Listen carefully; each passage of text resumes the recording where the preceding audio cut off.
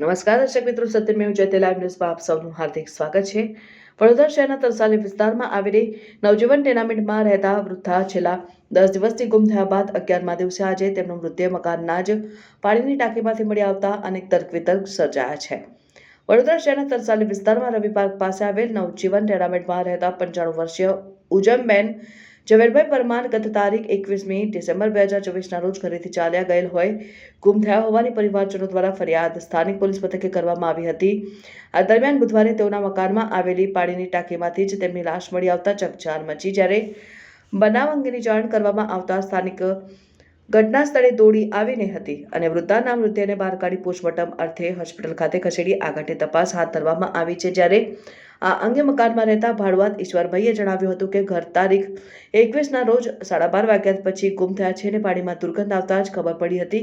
હું બપોરે જમવા માટે નોકરી પરથી ઘરે આવ્યો ત્યારે ઘટના અંગે માલુમ પડ્યું હતું। આ જે બા છે તે ઉપર રહેતા હતા અને નીચે મકાનમાં અમે છેલ્લા 3 વર્ષથી ભાડુઆત તરીકે રહીએ છીએ। બાના ઘરમાં કુલ 5 જણા રહે છે। શું ઘટના બની છે? બા ક્યાં આગળ આ જગ્યા છે? આ નવજીવન સોસાયટી તરસાલી એરિયામાં ઘર બને છે। 21 તારીખથી બા 12:30 વાગ્યા પછી ગુમ થયા હતા। બા કઈ તારીખે ગુમ હતા? 21 તારીખે। ને આજે કઈ રીતના ખબર પડી કે બાની? એ જ પાણીમાં સ્મેલ આવતો હતો એના લીધે।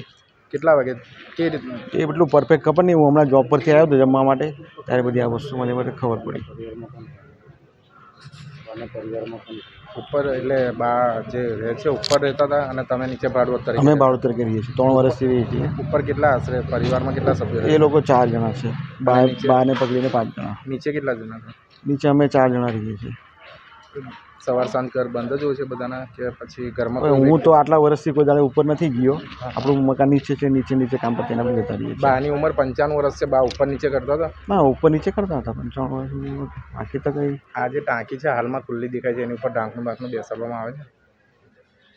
હું એ બાજુ જતો નથી એટલે મને કાંઈ આઈડિયા નથી। મારી વાઈફ જાય છે એ બાજુ તો મને નથી ખબર।